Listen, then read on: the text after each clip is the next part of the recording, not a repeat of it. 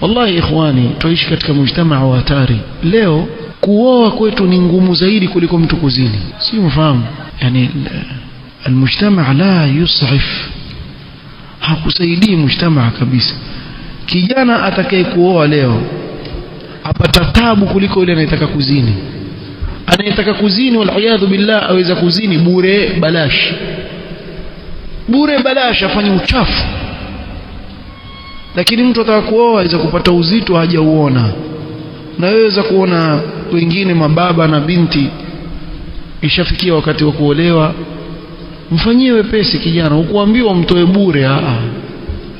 Lakini angalia ile hali, wewe umuona kijana ndio mwanzo yuanza na kibarua chake na nini, kisha akija kwako kitu cha kwanza waanza kuitisha yani pesa nyingi ambazo yeye mwenyewe labda akifanya kazi miaka miwili hawezi kuzipata. Sasa hii pia yachangia katika kuwafanya vijana wao hawezi kuoa.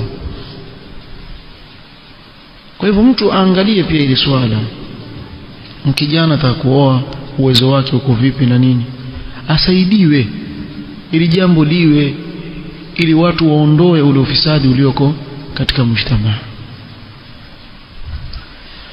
Wallahu almusta'an.